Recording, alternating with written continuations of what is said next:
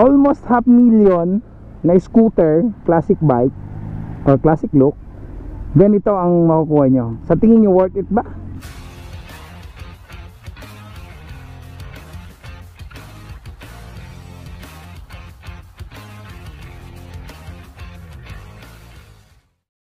Yan, good morning mga kamot-mot. So, for today's episode, so hindi ako drive ng e-bike ha. Baka isipin nyo naka-e-bike ako kasi sa ganitong pormahan ha. So, I'm driving the one of the expensive scooter dito sa sa Pilipinas. So, yun, may idea na kayo, no? So, yan, makikita nyo sa aking Insta360. Makikita nyo yung bike na dala-dala ko. So, hindi ito big bike or hindi ito kasama sa mga entry bike na pwede nating magamit or mabili dito sa Pilipinas. So, kasi ito sa mga leisure bike. So, means leisure, pricey, mga ganon-ganon. So, alam mo niya na, yung ibig ko sabihin. So, I'm driving the Vespa Z Journey. So, a 300cc category scooter ng Vespa. So, sa madaling salita, Vespa.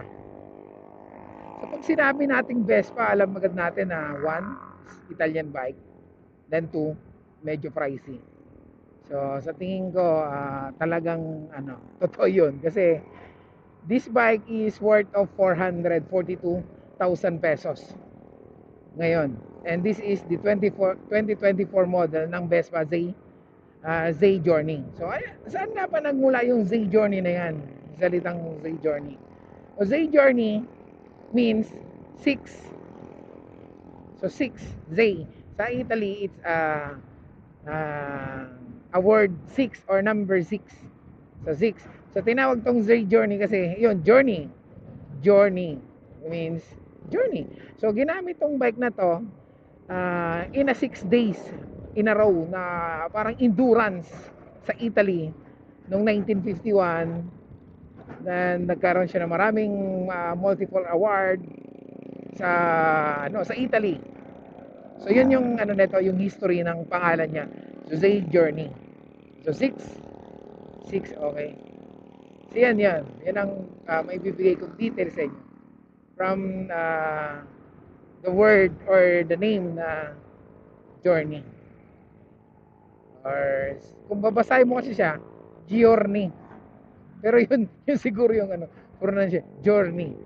So 6 Journey, Z Journey. And 300, pero actual displacement nito is not actually 300cc. So nasa 278cc lang ito, pero they categorize as 300. So yun ang, kasi malapit naman din, so ginawa nilang 300. So yun, pag-uusapan natin ng specs and features ng bike, then walk around, details, kung ano may bibigay natin, makikita natin details na maganda, pros and cons, performance ng bike, acceleration, torque, speed, yon, agility ng bike, comfortability ng bike. So yun, papakita ko sa inyo, din i-share ko yung aking review, may honest full review of this bike. So yan, stay tuned mga kamot-mot, lalo na sa mga mahilig sa classic bike, then lalo na sa mga fan ng mga Vespa model. So ayan, smooth, grabe, wala akong nararamdamang vibration, talampag, wala, as in sobrang smooth. Ang lambot ng upuan, ang lambot ng mga shock. That's why it's called the premium bike ng Vespa. Maganda talaga, magandang pagkakabit. Hindi mo lang talaga binabayaran yung hindi mo lang binabayaran yung pangalan. Binabayaran mo talaga yung nai-experience mo sa bike. Maganda talaga. Solid, tahimik ang makina, powerful ang engine, torque, speed. Kung hindi ka naman nagmamadali, hindi ka naman mahilig sa eto na, kaya na ito mag 120 kilometers. Ang sabi sa Vespa, around 118 kilometers per hour ang kaya nito. Pero kanina pinatakbo ko na siya ng 120 at meron pa. So, maganda siya, magandang bike talaga.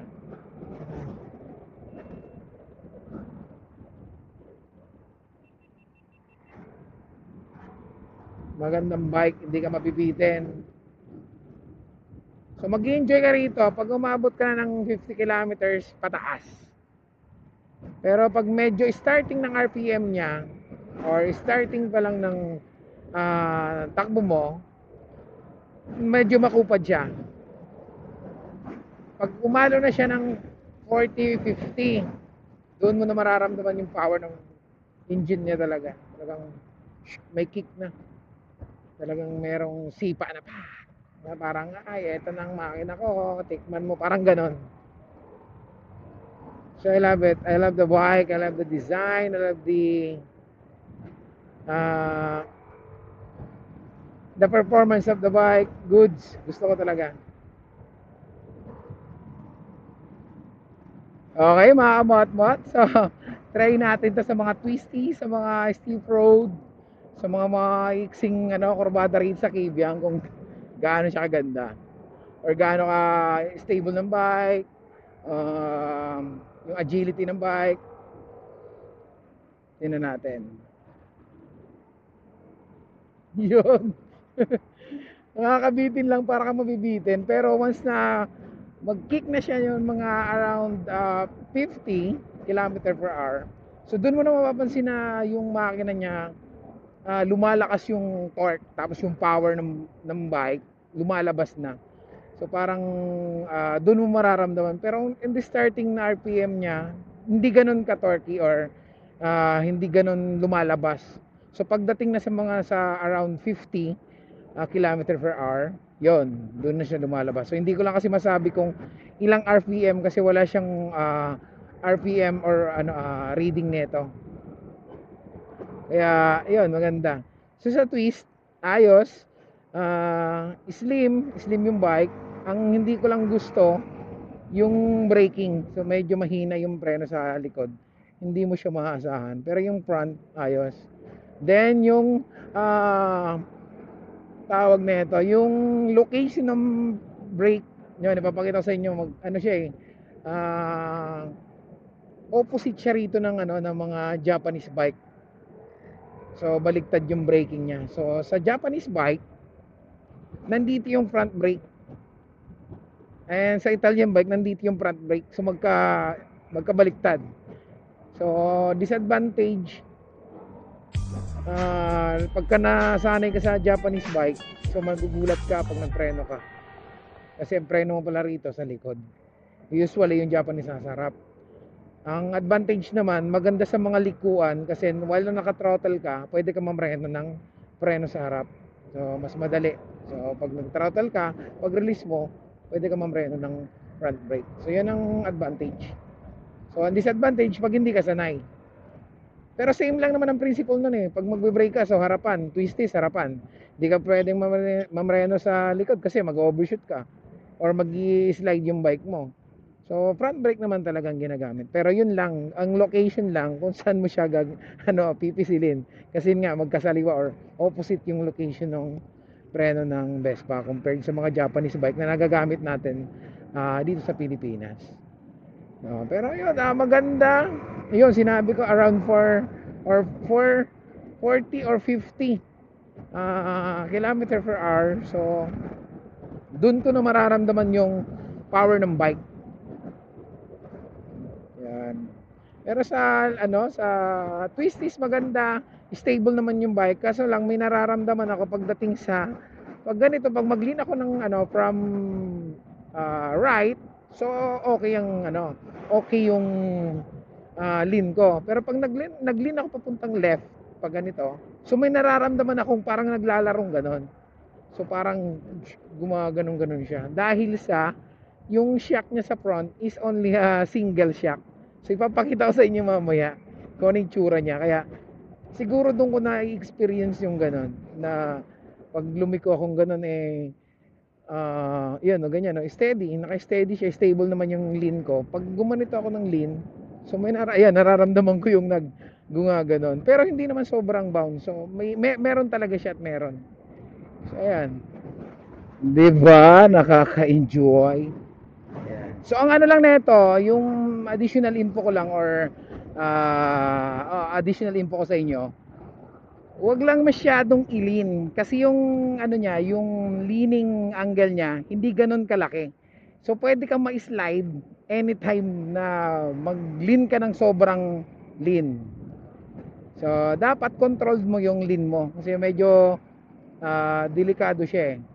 So yun ang maging isa sa mga maging ano maging cause ng ano mo kasi yung ano niya, yung leaning angle hindi ganoon kalaki. So yan.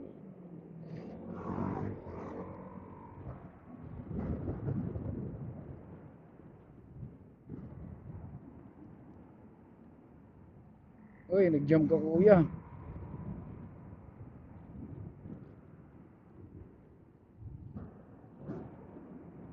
Di ba? Mababa masyado. So, yung lingin angle mo rito, sobrang hindi ganun kalaki.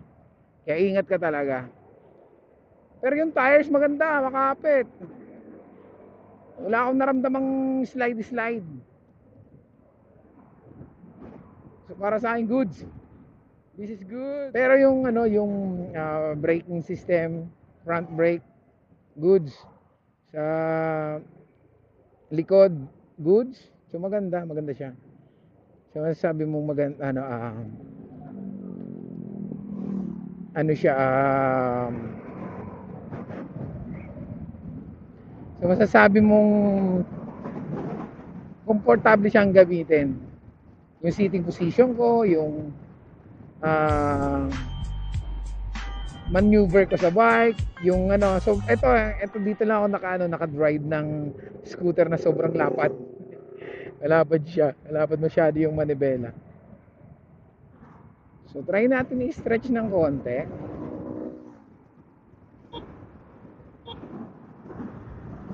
Kung ilan yung kaya niya.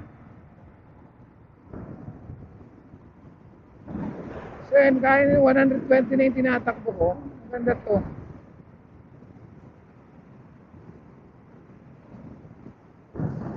Kaya niya ng 120, sa tingin ko kaya niyang 140. Ganda. Ayun, sobrang chill. Wala akong masyadong vibration nararamdaman. Wala akong masyadong nararamdaman na na rough sa bike. Ganda ng ano, kaya pala ganito yung price niya. Dahil din naman sa pagkakagawa ng bike. So goods. So yung walk around natin para makita natin yung ano, yung tsura ng bike, appearance ng bike, details ng bike, looks ng bike. Yun, tingnan natin mabuti. So nandito tayo ngayon sa aking favorite spot ng pag walk around.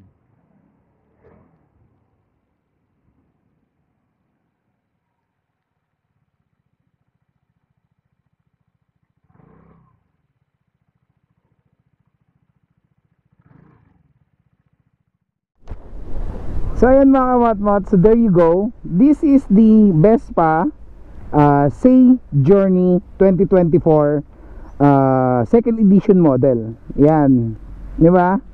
So napaka classic looks. Classic look, classic design. Sa lahat, makikita mo talaga puro classic. Yan, ikutan ko. Ito para makita nyo din. Di ba? So yan, this is actually ang pangalan nito ngayon sa nilabas nila as category as Vespa 6 Journey 300. So pero kung titingnan natin ang kanyang actual displacement is around 278cc. So meron tong 23.8 horsepower, around 8,250 RPM. Then meron tong maximum torque of 22 newtons of torque, around 5,250 RPM. Then this bike has a single cylinder, 4 valve, 4 stroke, liquid cool CVT engine. So yun, ito pinangalanan lang nila ng 300 or kinacategorize nila, categorize nilang as 300, pero in actual displacement this is as 278cc. So mapapansin nyo sa appearance, parang hindi siya parang hindi siya 300 or parang mababa lang niya, displacement niya, kaya nakakagulat. Tapos minsan magugulat ka lang na mabilis siya, matulin eh. So yan, kaya ipapakita ko sa inyo muna yung mga specs or mga pictures na nandito sa bike. So ang design niya makikita niyo agad. So this is the 6 or Z Journey.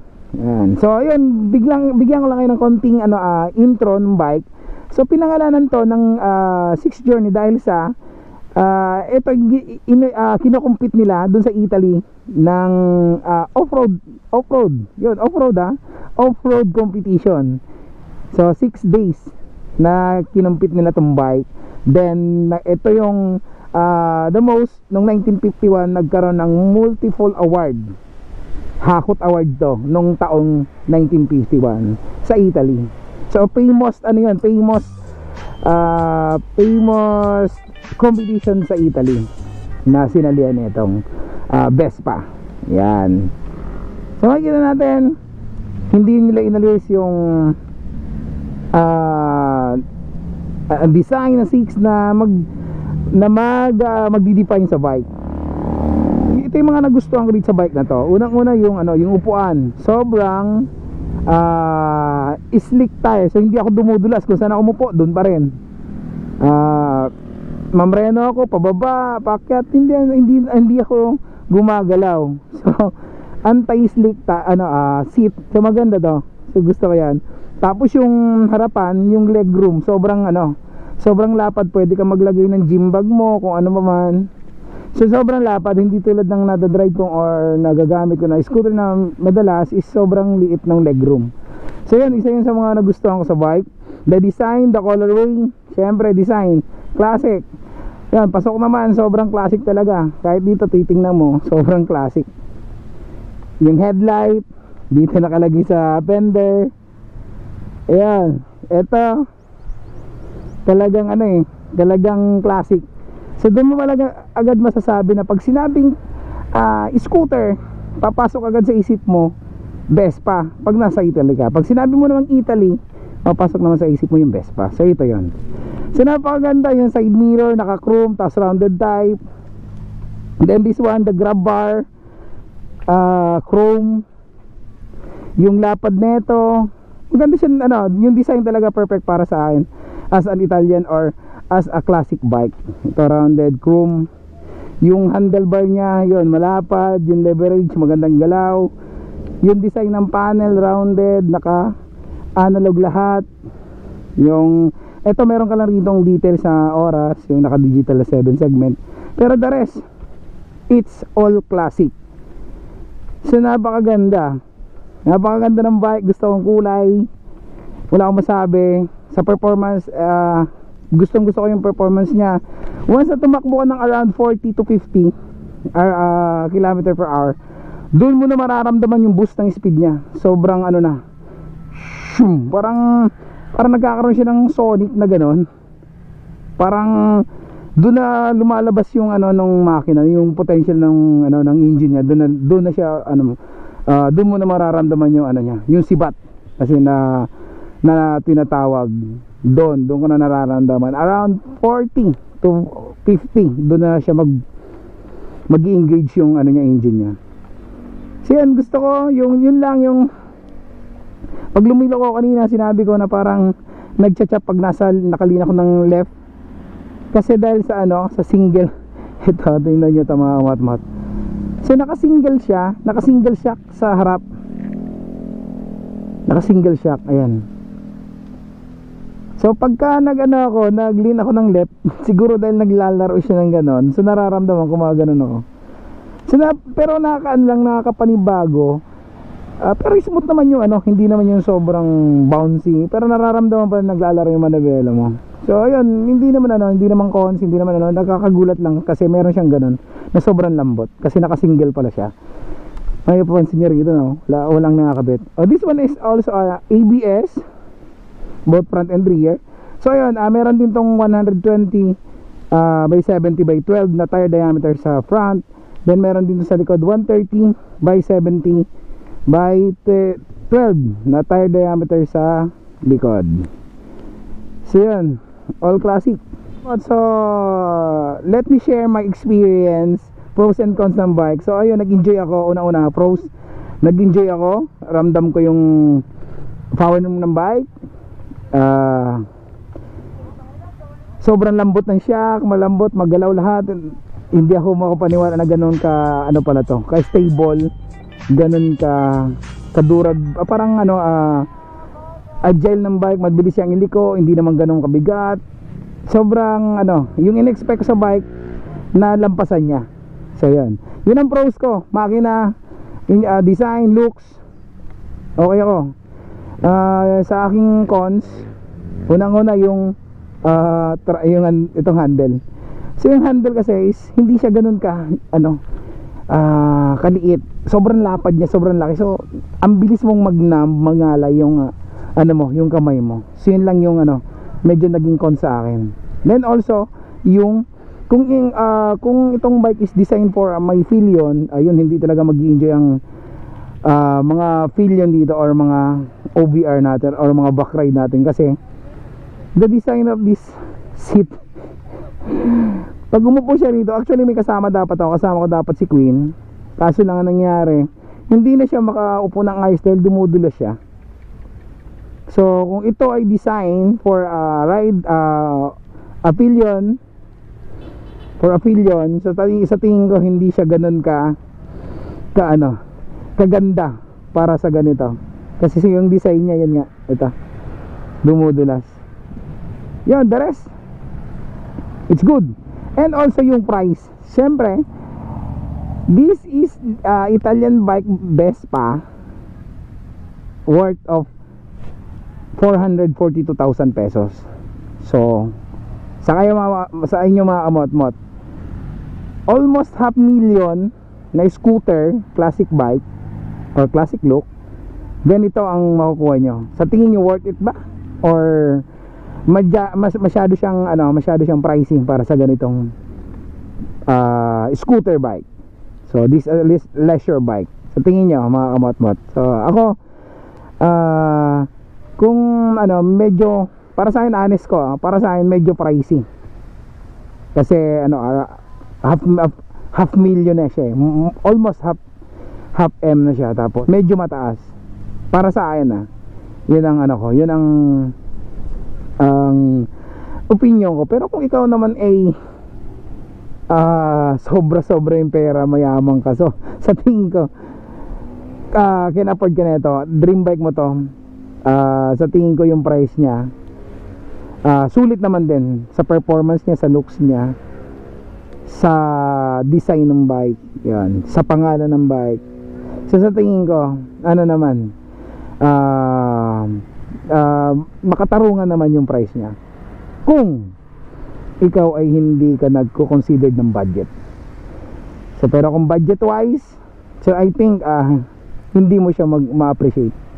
So yun ang ano ko rito, yun ang aking opinion sa bike. Okay mga kamat-mat, so yan yung aking review for today's. So aking review for today, Vespa 6C Journey 300 2024. So yan mga kamat-mat, sana may nakakuha yung tips and ideas sa review for today. Kung may comment kayo, paki-comment na lang dyan sa video, okay? So ayun mga kamot-mot, so sana may nakuha yung tips and idea for today's episode. So hanggang sa susunod na episode, so this I'm on Scene Road. Peace out.